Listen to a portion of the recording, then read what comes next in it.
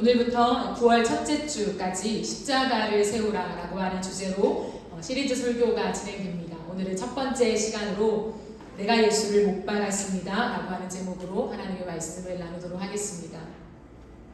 신앙생활을 하면서 하나님과 우리의 관계를 얘기할 때에 우리는 하나님을 아버지라고 부르죠. 하나님 아버지라고 하는 그 호칭이 참 익숙하고 편하고 좋습니다.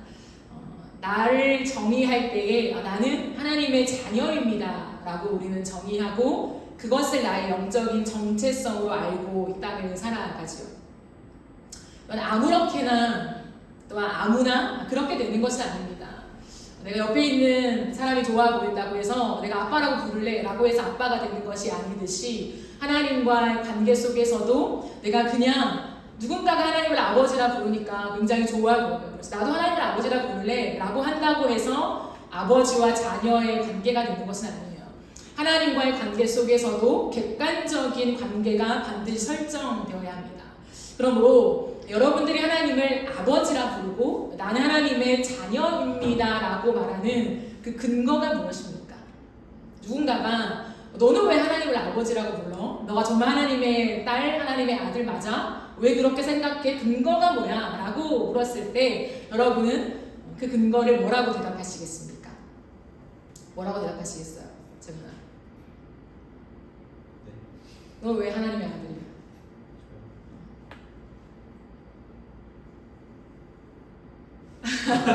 점점점. 네. 오늘 예배 잘 오셨습니다.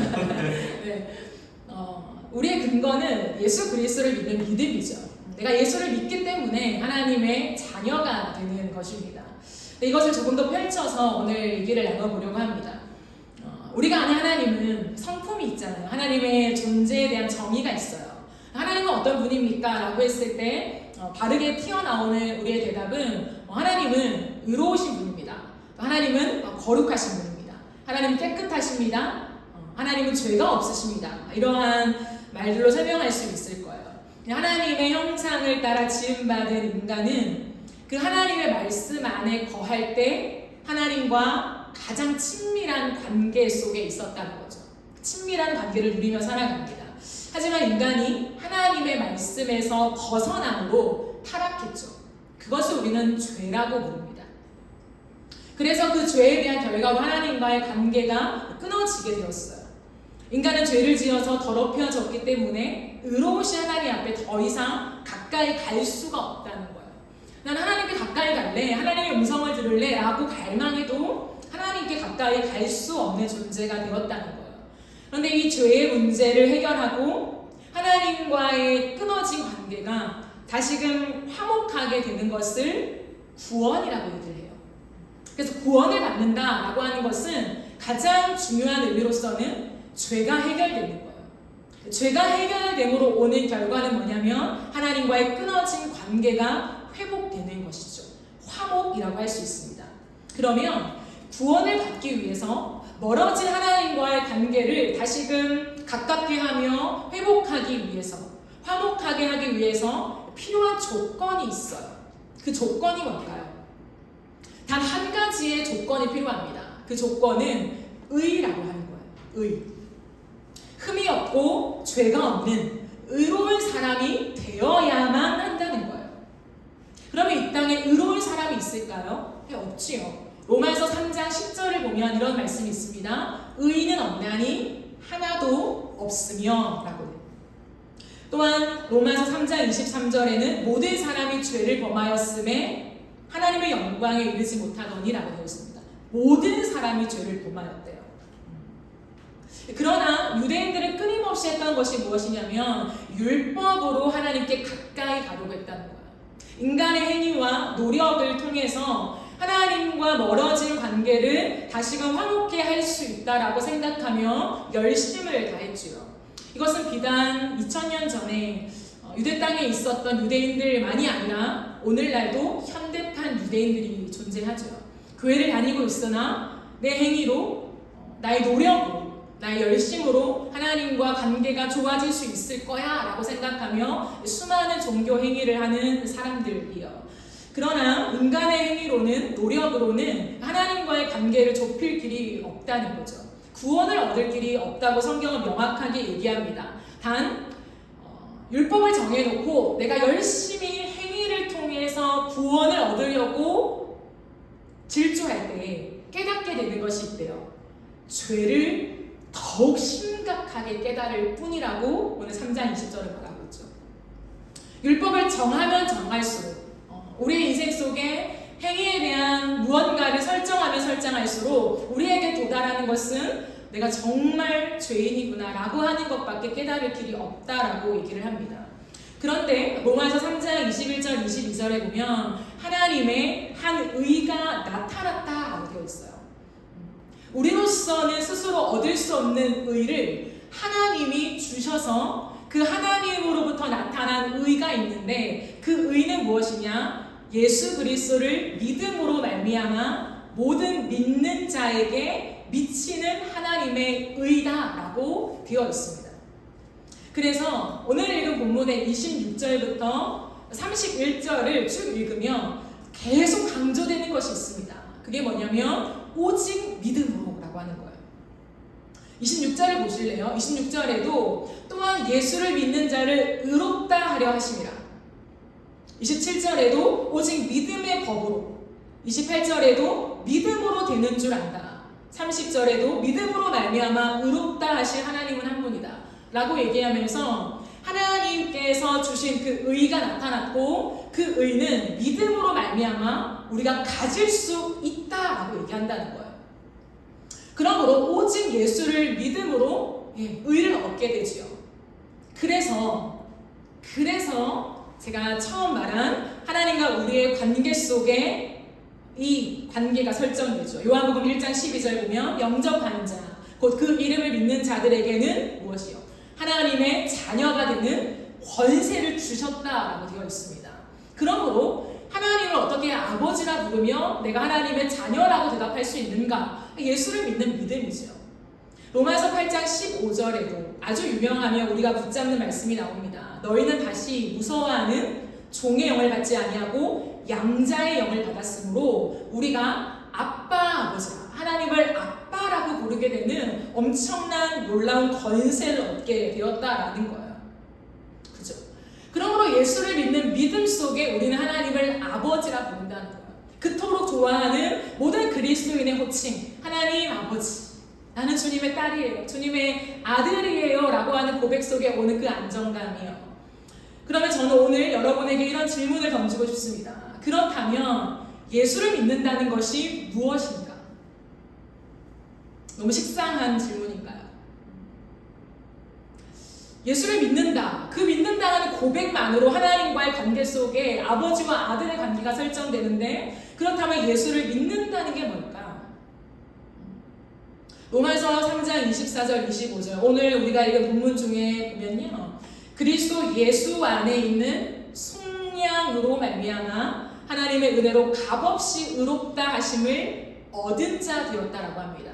속량이라는 단어가 등장하죠. 내가 스스로 의롭다 하심을 얻게 되었다는 것이 아니라 의롭다 하심을 얻은 자가 되었대요. 수동태죠. 25절에 보시면 이 예수를 하나님이 그의 피로써 믿음으로 말미암는 화목 제물로 세우셨으니 라고 얘기합니다. 그러므로 예수를 믿는다는 것에서 반드시 포함되어야 하는 의미가 두 가지가 있는데 첫 번째는 뭐냐면 예수님의 속량을 믿는 것입니다. 그리고 두 번째는 뭐냐면 예수님이 화목제물 되셨음을 믿는다는 거예요.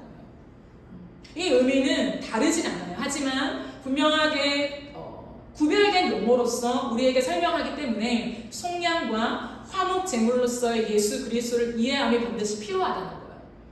난 예수를 믿어 라고 고백하면서 하나님을 아버지라 부르는데 속량은 뭔지 모르겠어, 화목제물 그 어떤 의미인지 모르겠는데 라고 얘기한다면 우리가 받은 구원의 내용이 충실하지 않을 수 있다는 거예요.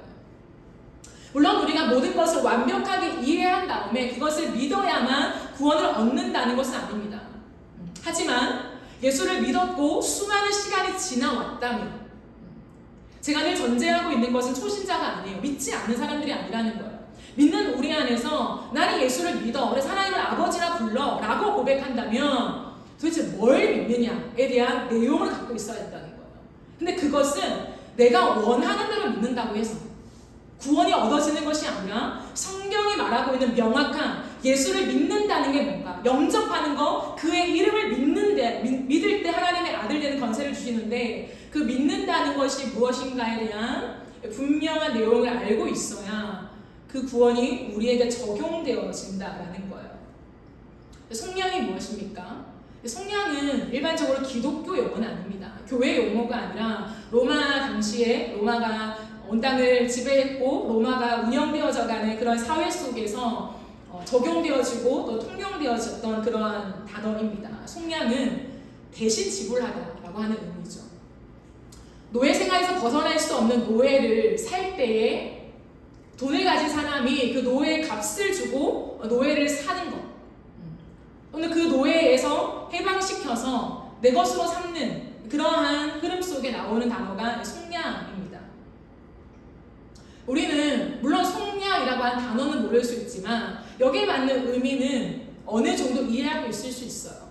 예수를 믿는다는 것, 예수님이 나의 죄를 대신 지시고 십자가에 달려 돌아가신 것, 그래서 그것을 믿을 때 나의 모든 죄가 다 씻겨지는 것, 천국 가는 것, 이렇게 우리는 이해하고 있습니다. 그죠? 일반적으로 그것이 맞죠. 하지만 우리는 여기에서 또 한 걸음 나아가야 합니다. 왜냐하면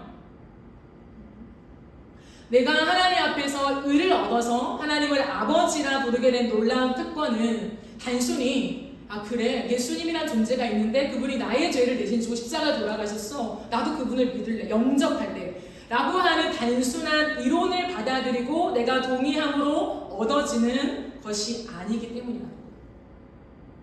제3자의 입장에서 마치 이미 2000년 전에 이루어 놓으신 십자가의 장면, 그 어떤 사건을 사람들은 글로 적어놓고 말로 설명하니까 그래? 2000년 전에 그 십자가를 믿으면 오늘 내 죄가 사해진다고 나도 믿을래 라고 하는 단순한 받아들임으로 구원이 적용되는 게 아니라는 거예요.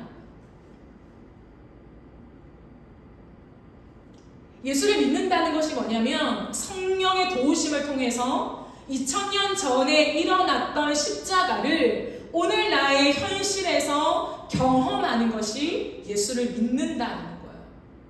이 시제를 정확하게 이해해야 합니다. 그 사건은 2000년 전에 일어났죠. 그러나 2000년 전에 과거에 일어난 그 사건을 내가 지식으로 이해하면서 오늘 내가 믿습니다라고 하는 것이 아니라 그 사건을 오늘 나의 현실에서 경험해야 한다는 거예요. 그 경험은 가능합니다. 누구를 통해서? 성령을 통해서요. 이것이 성경의 이야기입니다. 그러므로 예수를 믿는다는 것, 예수의 십자가를 경험한다는 것에 있어서 반드시 우리가 가져야 하는 이해가 있는데 구약의 제사라고 하는 것이죠. 왜냐하면 구약의 속죄 제사가 예수 그리스도의 십자가를 예표하는 것이기 때문입니다. 구약에서 이스라엘 백성들이 하나님 앞에 예배를 드리잖아요. 제사를 드립니다. 그때에 가장 먼저 무엇을 할까요? 제사를 지낼 때 없어서는 안 되는 것, 제물이죠. 근데 흠없는 제물을 하나님이 규정하셨습니다. 그러므로 구약이나 지금이나 예배의 가장 우선순위 되는 기준은 뭐냐면 하나님이 규정하신 대로 드리는 거예요. 사람이 규정한 것이 아니라 하나님이 규정한 대로 드려야 하나님 받으신다는 거예요. 그러면 구약의 제사 또한 하나님이 하나에서 열까지 모든 것을 세밀하게 다 규정해 놓으셨다는 거예요. 그것대로 드려야 그 구약의 제사가 영적으로 효력이 있는 것이죠. 하나님께서 구약의 제사를 지정하실 때에 가장 먼저 말씀하신 게 뭐냐면 제물을 준비하는데 흠 없는 제물을 준비하라 라고 되어 있어요. 제물은 흠이 없어야 됩니다. 그러면 제사를 지내는 왜 제사를 지낼까요? 죄가 있으니까요. 당연히 죄를 씻기 위해 제사를 지내잖아요.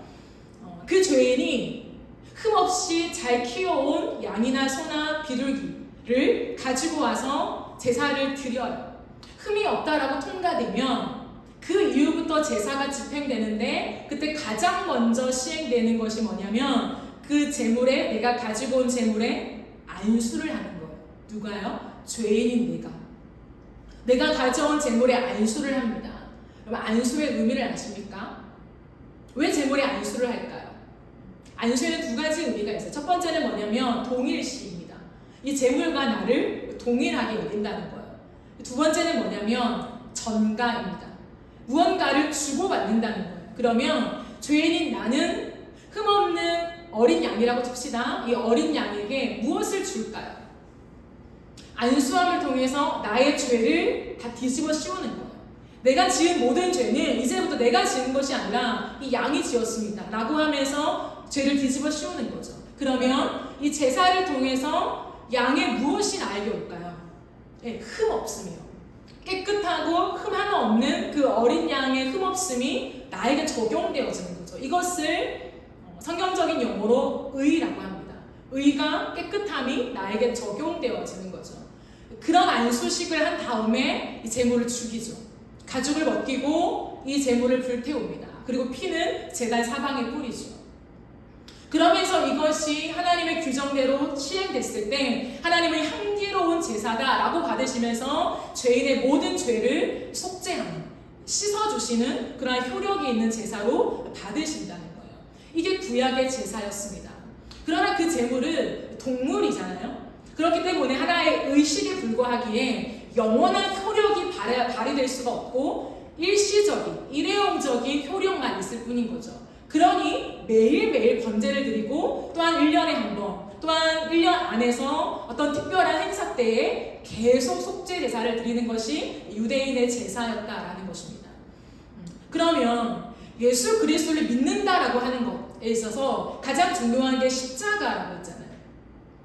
예수님이 나의 죄를 위해서 십자가에 달려 돌아가심을 내가 믿는 것, 그것을 통해서 하나님의 아들 되는 권세를 받았다라고 되어 있습니다. 그러면 예수의 십자가가 무엇인가에 대한 이해가 필요하겠죠.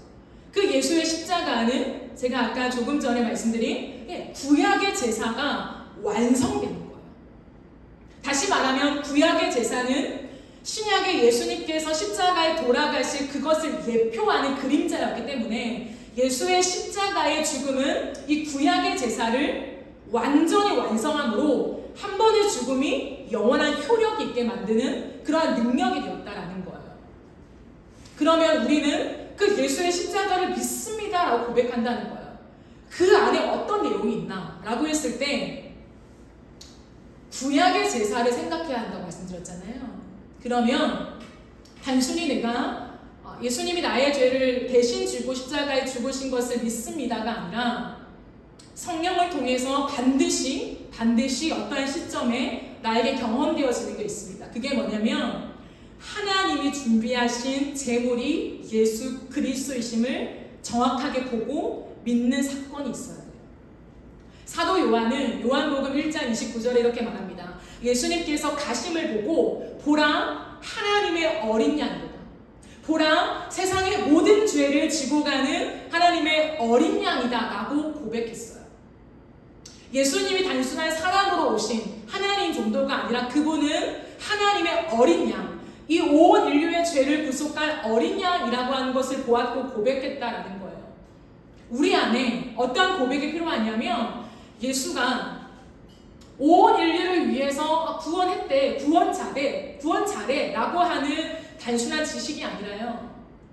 나를 속죄하기 위해서 내가 준비할 수 없는 완전한 제물을 하나님이 흠 없는 제물로 준비시켜서 이 땅에 보내서 내 손에 쥐어진 그 제물이 예수 그리스도라는 것을 확인해야 한다. 그 십자가가 리얼하게 나에게 적용되어지는 성령의 체험이 필요하다는 거예요. 예수 그리스도가 내 옆에 계신데 그분은 원래는 왕이시죠. 하나님이시죠. 그러나 죄가 없는 유일한 인간으로 내 옆에 아주 볼품없는 제물로 들려져 있다는 거예요. 그러면 나는 그 예수의 손을 붙잡고 어디로 갑니까? 제사를 지내러 가야 해요. 제사를 통과하지 않고 예수가 십자가에 달렸대 라고 해서 스킵하고 그냥 그것을 아멘으로 삼키며 세례식을 받는다고 해서 구원의 것보다 너무 값싸게 취급되는 거예요. 성령을 통해서 반드시 적용하고 내가 만나야 되는 경험은 뭐냐면 그 예수의 손을 잡고 진짜 영원한 제사, 완전한 제사가 집행되어지는 그 현장으로 가는 거예요. 그것은 뭘까요? 가장 중요한 것은 흠없는 제물이었고 그것은 하나님이 준비하셨고 예수입니다.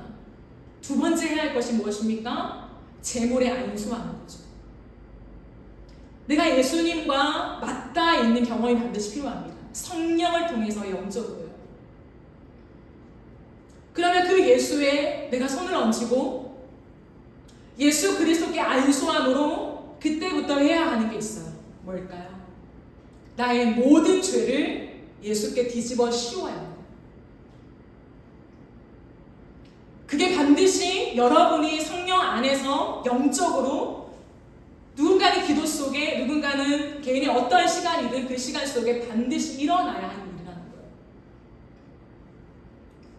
내 안에 하나님 앞에 미처 꺼내놓지 못하는 수많은 죄악이 있잖아요.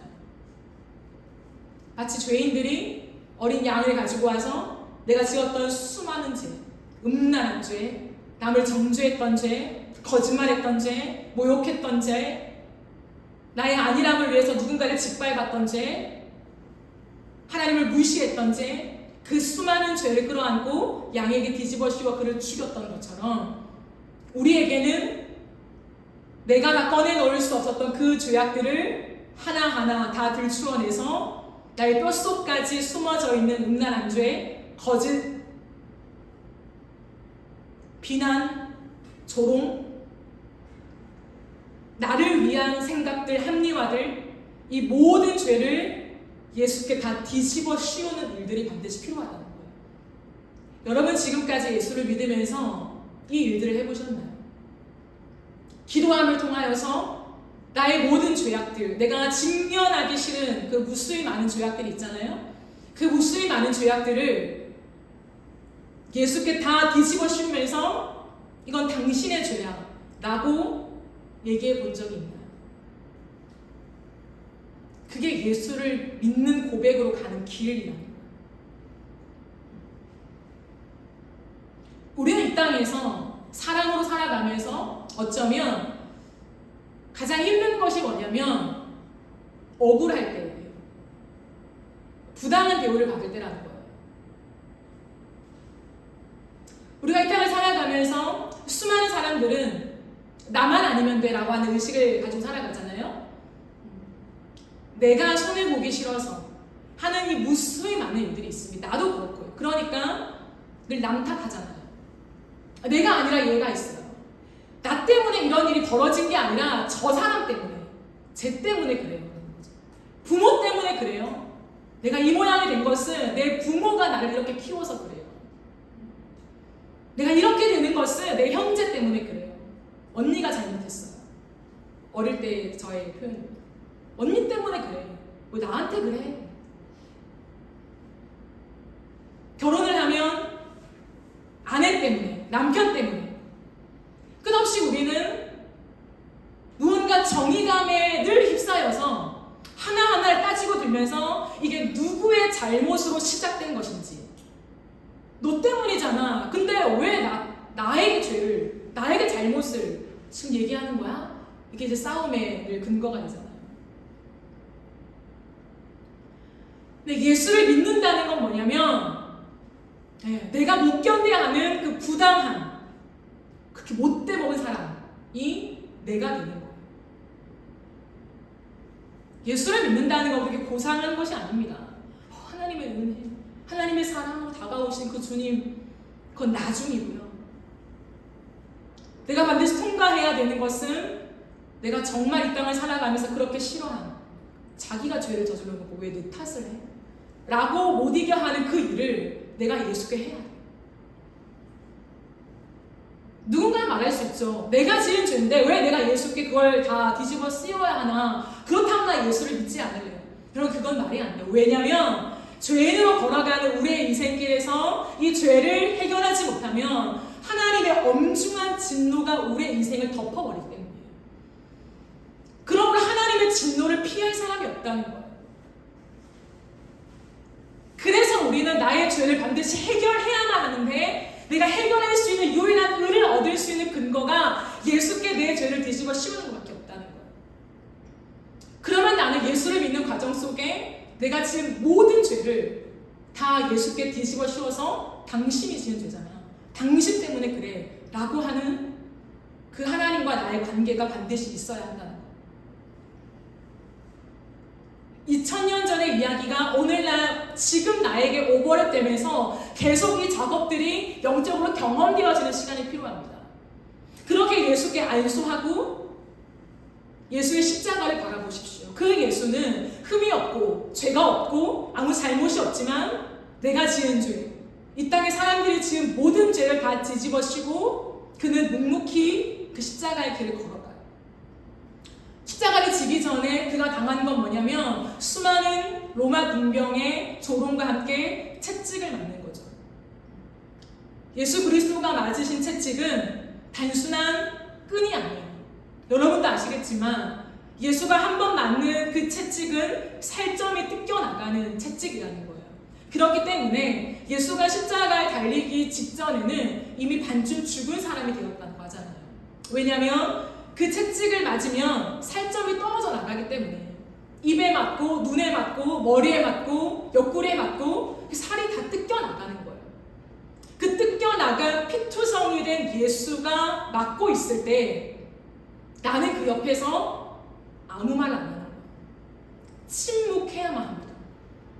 사실은 예수가 지은 죄가 아닙니다. 내가 지은 죄입니다. 라고 말하는 순간 예수는 제물이 못 되죠.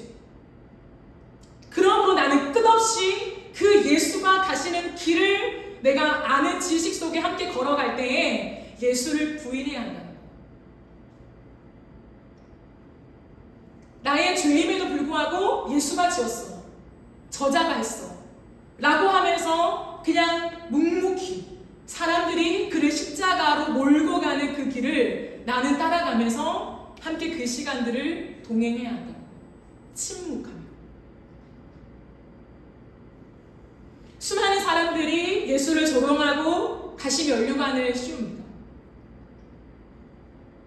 그때도 나는 침묵해야 합니다. 멀찌감치 따라가며 그 예수가 가는 길을 바라볼 뿐이죠. 그 예수님이 십자가에 달릴 때, 못을 박을 때, 내 죄 때문에 손과 발에 못이 박힐 때 나는 그 옆에서 함께 못을 박는 거예요. 내가 어떻게 감히 예수님의 손에 못을 박아?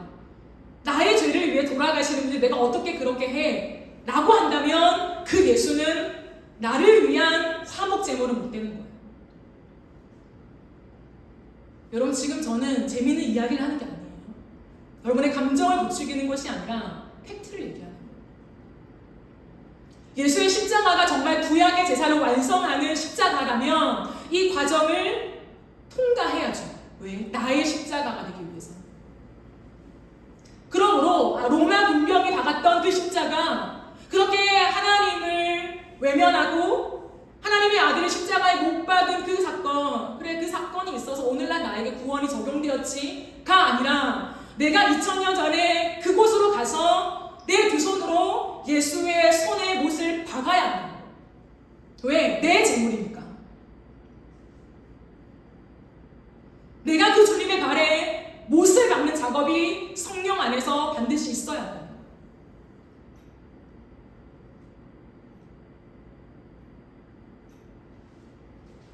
그리고 사람들은 예수님의 속옷을 찢어서 자기들이 하나씩 가졌다고 되어 있습니다. 예수님의 속옷은, 당시의 속옷은 통으로 짜여져 있어요.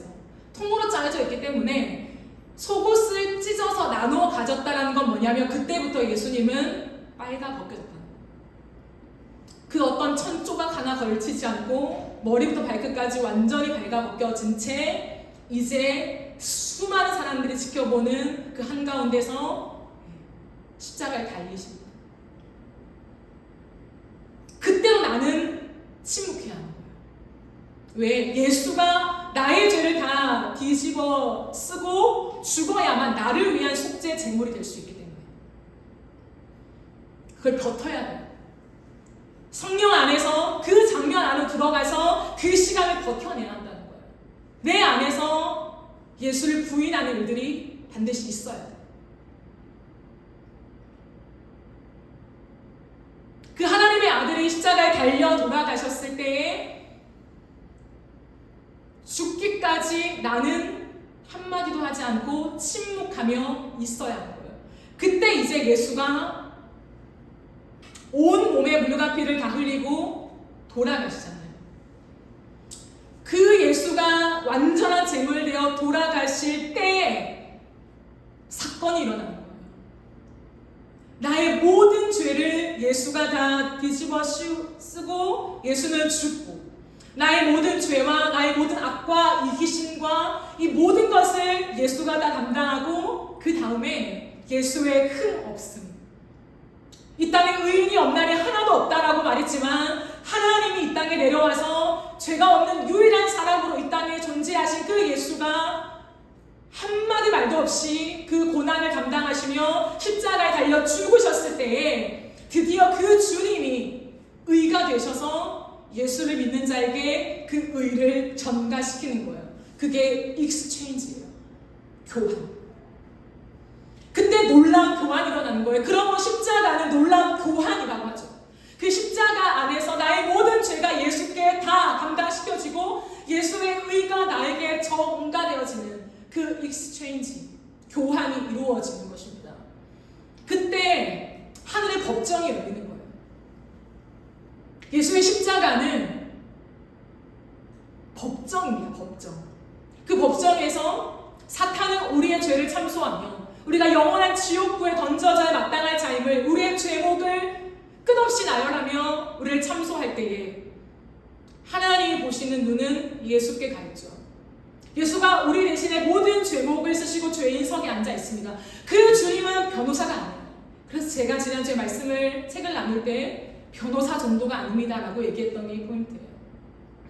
변호사석에서 우리를 변호해주는 존재가 아니라 내 대신에 죄인석에 앉아있는 죄인이 되었다는 말입니다. 근데 그 죄인석에서 예수가 아무 말 하지 않고 나도 아무 말을 안 해야 한다는 거예요. 그리고 예수가 죽을 때에 하나님은 드디어 공표하십니다. 우리의 지은 모든 죄가 이제는 사하여졌다. 예수의 죽음으로 모든 죄의 결박이 풀어졌다. 그래서 예수를 믿을 때에 예수의 의가 나에게 전가되어서 영원한 효력으로 발생되는 거예요. 그러므로 여러분의 인생 속에 난 하나님의 자녀입니다. 하나님을 아버지라 불러요. 저는 이 관계가 너무 좋아요. 라고 얘기할 때에 그 관계의 근거가 어디에서 설정된 관계인지에 대한 증명이 반드시 필요하다는 거예요. 근데 예수 그리스도, 그분은 속죄 제물이고 나는 하나님과 관계에서 아버지와 딸이고 아버지와 아들이고 분리될 수 없다는 거예요. 왜냐하면 그 예수의 죽음이 속죄 제물로, 화목 제물로 우리에게 오셔서 그 예수가 찢겨진 몸으로 도저히 가까이 갈 수 없는 하나님과 우리의 관계가 화목하게 되었음을 선언하는 것이라는 거예요. 그러므로 그 예수의 십자가를 정면으로 걸어간 사람만이 하나님의 아들이라 일컬음을 받을 수 있다는 거예요. 그냥 난 교회 왔는데 하나님의 아들이래요. 아멘. 그것이 영적으로 효력이 없어요. 하나님의 아들 된 권세는 영접하는 자, 곧 그 이름을 믿는 자들에게 주시는 특권이라 하셨습니다. 권세라 하셨습니다. 예수의 이름이 뭡니까? 우리의 죄를 예수가 대신 치르시면서 건져주신 그 메시아의 이름이 예수잖아요.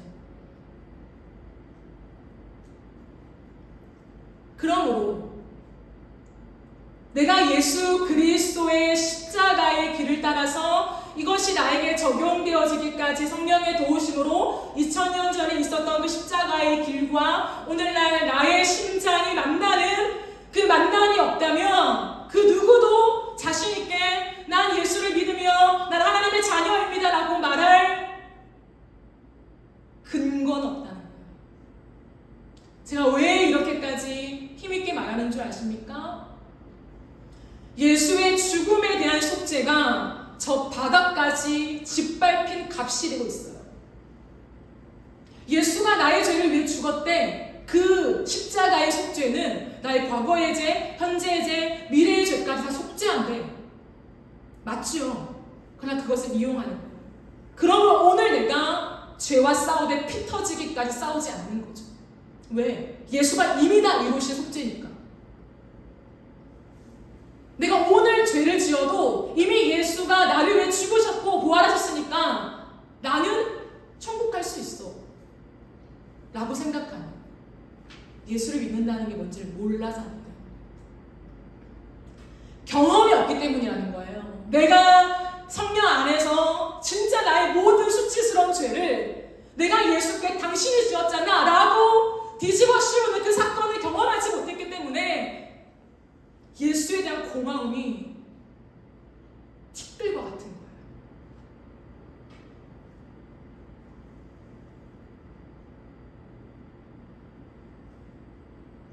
저는 이 땅에 살아가면서 내 안에 올라올 때가 있어요. 합리적으로 따지면서, 잘잘못을 따지면서, 이건 내가 잘못했지만 이건 너가 잘못했잖아. 여기까지는 너의 죄고 여기까지는 나의 잘못이야 라고 따지고 싶은 이 유혹이 올라올 때마다 정말 골방에 들어가서 엉엉웁니다. 야, 십자가를 몰라. 정말 많은 얘기예요. 이 땅에 살아가면서 무수히 많은 그리스도인들이 손해를 보고 억울함을 당하죠. 왜 그리스도인들만 이렇게 살아야 하나? 라고 하는 아우성이 올라오는 것은 뭐냐면 내가 예수께 나의 모든 죄를 뒤집어진 영적인 경험이 없기 때문이에요. 그저 예수의 십자가, 그 십자가가 나를 위해 죽으셨대 라고 하는 그 진리라고 하는 내용을 받아들이고 머리로 들은 조금의 어떤 눈물 속에 내가 경험한 것이 전부라고, 그것이 효력이 있다고 생각하는 착각 속에 일어나는 거예요. 왜 원수를 용서할 수 있습니까? 왜 수많은 신앙의 선배들이 말도 안 되는 그 원수들을 용서하며 자신의 모든 손해와 억울함을 다 따져 물을 수 있지만 따져 묻지 않고 침묵하며 그 길을 걸어갈까요? 내가 예수께 이미 그렇게 했기 때문에. 그게 없으면 예수를 믿고 난 다음에 그리스도인들은 의인 행세합니다. 그리고 무수히 많은 사람들을 정죄하죠. 정의감도 없고, 저 사람들은 진짜 악밖에 없고 진짜 못됐고 이기적이고, 그 분노가 마음에 늘 치밀어 올라요. 그건 그리스도인의 삶이 아니에요. 근데 용서해야 된대, 참아야 된대. 그리스도인들은 넘어가야 된대, 착하게 살아야 된대. 그러면 이 말로요, 이 분노를 어떻게 가라앉혀요? 더 악에 받지. 왜 하나님은 우리 보고 참으라고 하시는 거야? 십자가를 간통하는 믿음의 고백이 무엇인가를 모르고 자꾸 우리는 그저 열매를 따먹으려고 하는 거예요. 예수의 속죄, 화목제물, 할렐루야. 예수의 속량이라고 하는 것은 나를 대신하여서 값이 지불된 것입니다. 그 값은 생명이라는 거예요. 여러분, 이것은 이론으로 안 돼. 누가 살아내냐고요. 어느 누가 살아낼 수 있습니까? 어느 누가 내 생명을 바칠 수 있습니까? 못 바쳐요. 인간이 어떻게 이렇게 고상합니까? 오늘날 그리스도인들을 바라볼 때에 손해보지 않으려고 하고 지지 않으려고 하고 그리스도를 똑같이 잘잘못을 따져서 이건 너의 잘못, 이건 나의 잘못이라고 하는 삶의 패턴이 동일한데 어디에서 선한 것이 나올 수 있겠습니까? 덮어두고 참는 것이 아니에요. 뭐가 고상하다고 그리스도인이 덮어두고 참습니까? 고상한 게 아니라 내가 그렇게 나쁜 인간이었기 때문에 예수께 그런 일을 내가 행하고 그 의를 전가받아서 내가 구원이라 부르기 때문에 그거에 정말 티끌과 같은 이 인생을 힘들지만 손해보며 살아가는 거예요.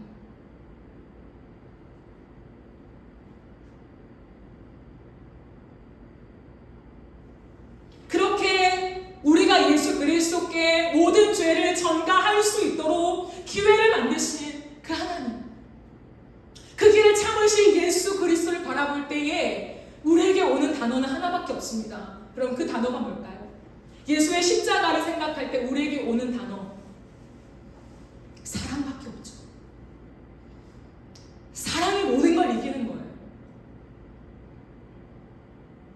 하나님이 사랑하셔서 독생자 아들을 이 땅에 보냈고, 예수가 우리를 사랑하셔서 자신의 생명을 다 바쳐 그 억울한 길을 걸어가시고 온 몸이 피투성이가 되게 찢기며 모욕을 당하며 처참하게 죽임을 당하는 거예요. 그러므로 예수를 믿는다, 하나님이 내 아버지다, 내가 하나님의 자녀다, 하나님의 보호를 받으며 살아간다, 내가 오늘도 기도할 때 주님이 나의 신음소리까지 들으신다, 그 고백이 있으십니까? 그럼 여러분에게 사랑의 삶이 있으십니까?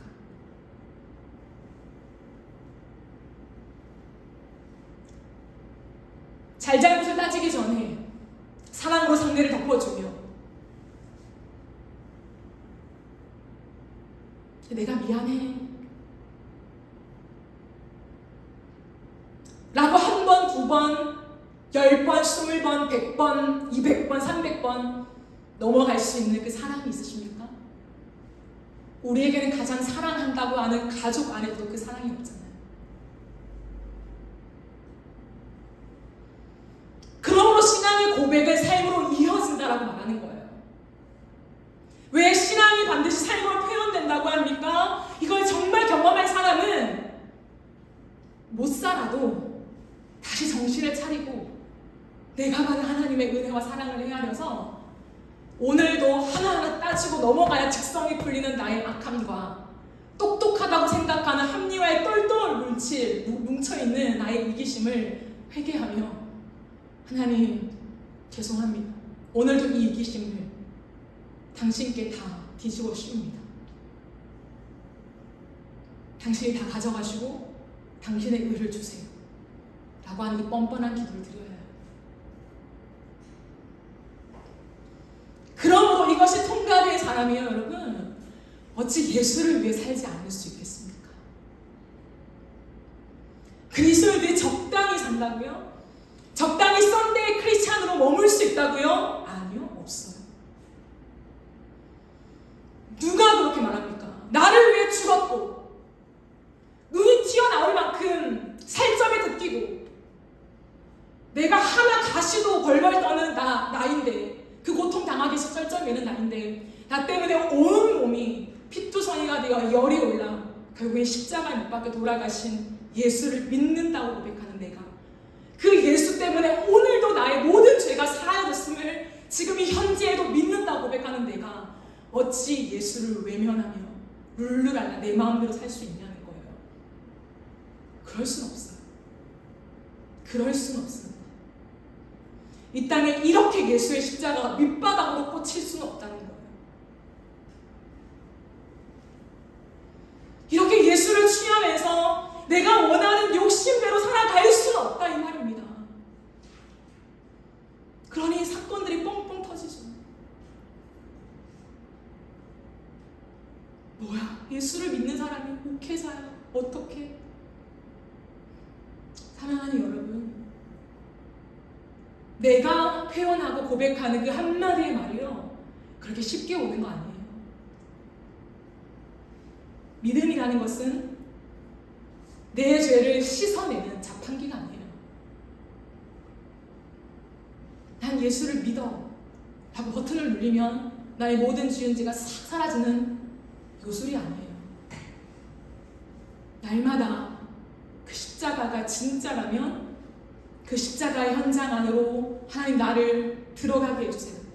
하나님의 성령을 통해서 그 경험이 일어나게 해주세요 라고 우리가 겸손하게 엎드려 주님 앞에 나아갈 때에 우리가 조금씩 깨달아지는 은혜랍니다.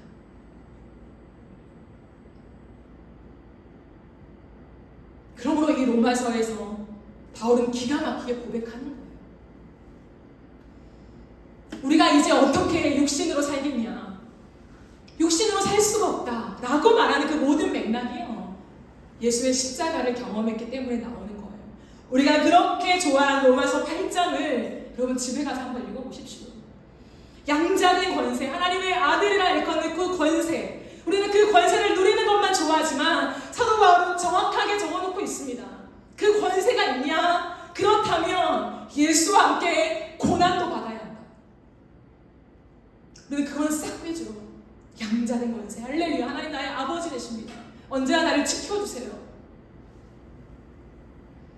분리될 수 없어요. 말씀을 정리하겠습니다. 예수를 믿는다는 진정한 고백은 예수의 십자가와 나의 직접적인 관계가 있어야만 가능한 것입니다. 제3자의 입장에서 들여다보면서 아 그렇구나 저도 믿을래요 라고 해서 나에게 적용되어지는 것이 아니에요. 예수가 제물되어서 나를 위한 속죄 제사가 집행되어지는 그 한가운데에 내가 들어가는 거예요. 내가 참여하는 거예요. 그래서 내가 정말 나쁜 인간이 되는 거예요. 그러나 그것밖에 길이 없어요. 왜? 하나님의 엄중한 심판을 당할 사람이 없기 때문에 그건 피해야 하거든요. 그렇기 때문에 이제는 남은 세월을 그 예수를 위해 사는 거예요. 마지막으로 이 말씀을 나누고 마치겠습니다. 사도 바울은 누구보다 이 십자가를 정면으로 통과한 사도 바울은 예수를 믿는다는 게 뭔지 아냐? 십자가를 고백하는 게 뭔지 알아? 라고 얘기할 때 갈라디아서 2장 20절에서 이렇게 말합니다. 내가 그리스도와 함께 십자가에 못 박혔나니. 누가요? 내가 그리스도와 함께. 결국에는 그 십자가는 나의 십자가라는 거예요. 내가 그 십자가에 처절하게 짓밟혀서 달려야 하는 내 십자가라는 것을 예수와 오버랩되어서 경험하는 성령의 체험이 없으면 이 고백 못합니다. 내가 그리스도와 함께 십자가에 못 박혔나니 그런즉 이제는 내가 사는 것이 아니야. 오직 내 안에 그리스도께서 사시는 것이야. 이제 내가 육체 가운데 사는 것은 나를 사랑하사 나를 위하여 자기 자신을 버리신 하나님의 아들을 믿는 믿음 안에서 사는 것이야. 그래서 그렇게 살았어요, 사도 바울은. 예수를 믿는다는 건 고상한 것이 아니에요. 신령한 복을 받아 누리면서 이 땅에 형통하게 살기 위해서 가는 그런 통로가 아니라는 거예요. 내가 하나님의 엄중한 심판 앞에 피할 길이 없어서 저 십자가에 달려서 조롱을 받으며 온몸이 찢겨서 죽어야 하는데 나 대신 예수가 죽은 것을 믿음으로 이제 내가 이 땅에 사는 것은 나를 사랑하사 나를 위하여 자기 자신을 버리신 하나님의 아들을 믿는 믿음 안에서 산다 라고 하는 이 고백을 가진 자가 그리스도인이에요. 여러분 그리스도인이십니까? 정말 그리스도인이십니까? 나는 크리스천이야, 나는 그리스도인이야 정말 고백하십니까? 십자가의 경험이 있어야 돼요. 반드시. 이것 없는 구원은 없습니다. 갈라디아서 2장 20절을 거치지 않는 하나님과 나의 아들과 아버지 되는 권세는 없습니다. 그런 싸구려 복음은 없습니다. 이 땅에 없어요. 그러므로 날마다 성령의 도우심을 구하십시오. 하나님 반드시 내가 이 십자가를 통과하게 하십시오. 이 눈물의 십자가, 온 밤을 뒹굴어서 울면서라도 끝나지 않는 이 하나님의 은혜에 대한 범벅이 되는 십자가의 경험을 하지 않고서는 그 누구도 이 땅에서 지는 삶을 살 수 없어요. 손해보는 삶을 살 수 없습니다. 생명을 낳는 그 대가를 치르는 삶을 살지 못합니다. 여러분 그리스도인이십니까? 함께 찬양합시다.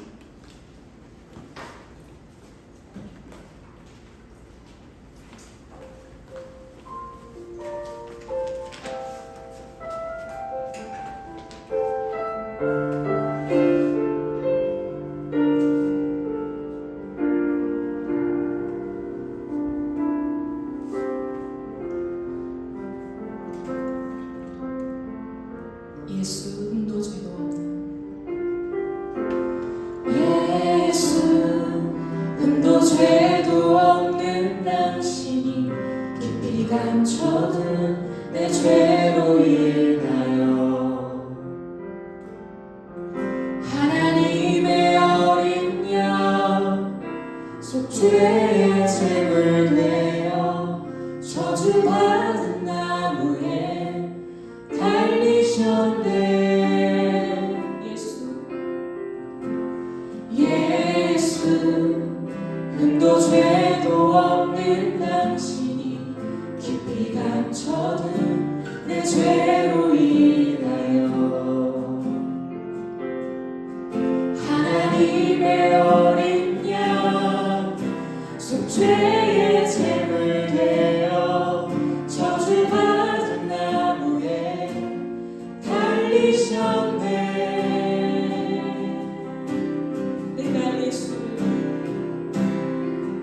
내가 예수를 당신을 부인했습니다. 내가 예수를 당신을 못 박았습니다. 당신이 행하신 일 모든 약속을 다 잊고 십자가의 예수를 매달았네. 내가 예수를 당신을 부인했습니다.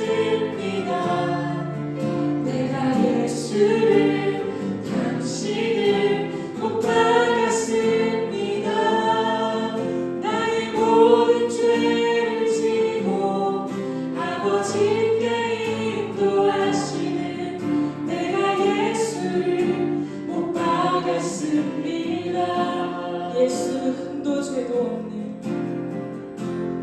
예수 흠도 죄도 없는 당신이 깊이 감춰둔 내 죄로 인하여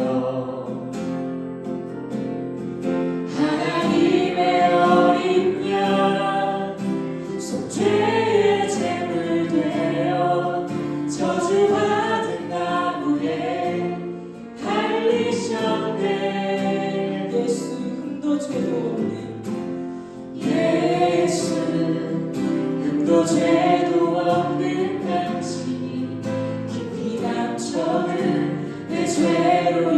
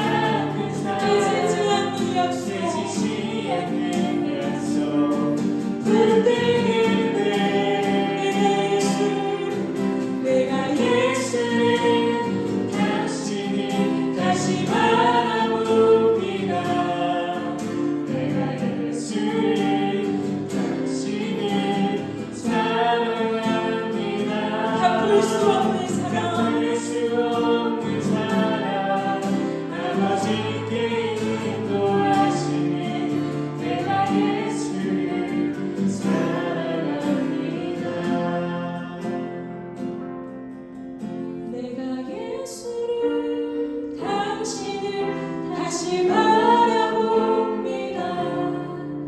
내가 예수를 당신을 사랑합니다. 당신이 행하신 일, 당신이 행하신 일, 흔들리지 않는 사랑, 흔들리지 않는 사랑, 깨지지 않는 약속, 깨지지 않는 약속 붙들겠네.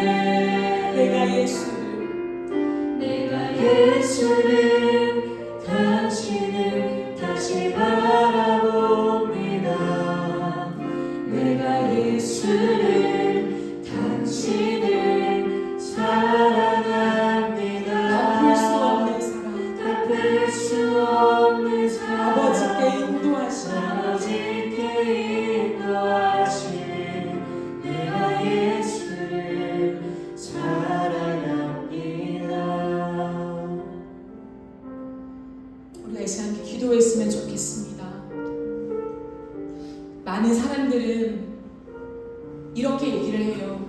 내가 구약 시대 때 태어나지 않은 게 참 다행이다. 저도 그렇게 생각합니다. 구약의 제사, 그 피비린내 나는 제사를 드리지 않게 되니까요. 그러나 그거 아십니까? 대신 이 시대는 예수가 제물되어서 내가 예수를 십자가에 못 박는 그 현장을 경험해야 해요.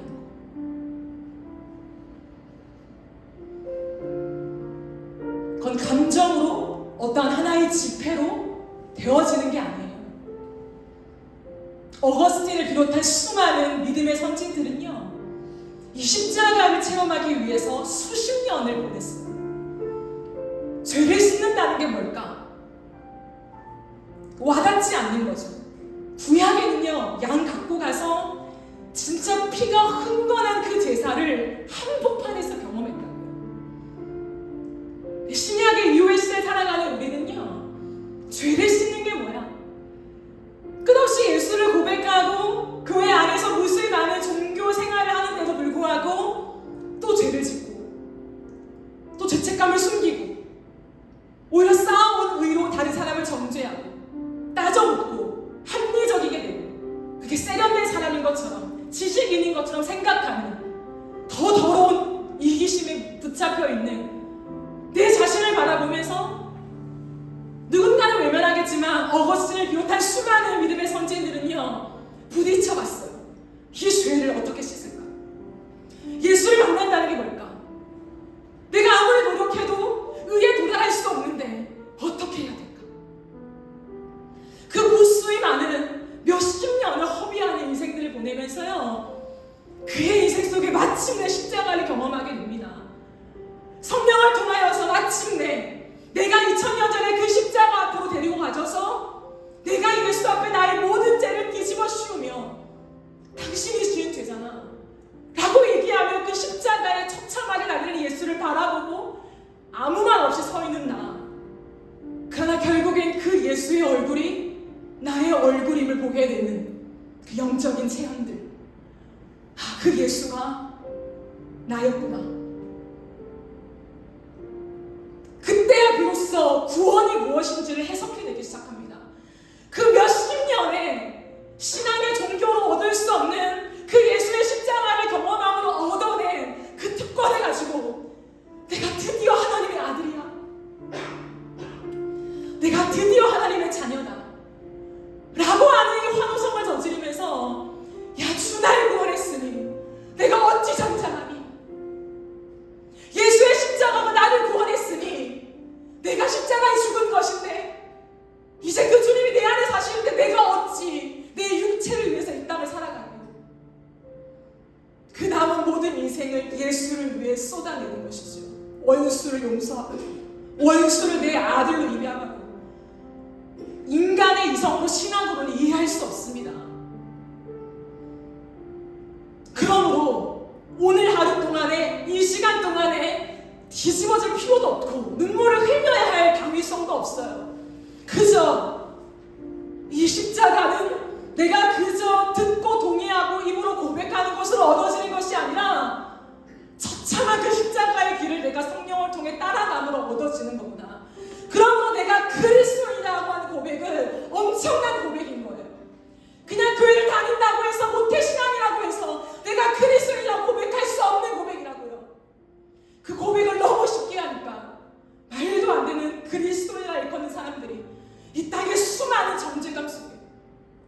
사람들을 짓밟고 자신의 안위와 자신의 만족을 위해서 이 땅을 살아가죠. 이 시간 기도할 때 성령의 도우심을 구하십시다. 정말 그리스도인이십니까? 진짜 예수를 믿으십니까? 하나님의 아들로 고백하십니까? 하나님의 딸로 고백하십니까? 이 십자가의 경험이 없다면 우리는 반쪽짜리 고백일 수 있어요. 하나님, 나에게 예수의 십자가 경험되어지게 하소서. 내 심령에, 내 가정에 이 땅에 십자가가 세워진다는 게 무슨 의미인지를 바르게 알아서 싸구려 복음을 전하며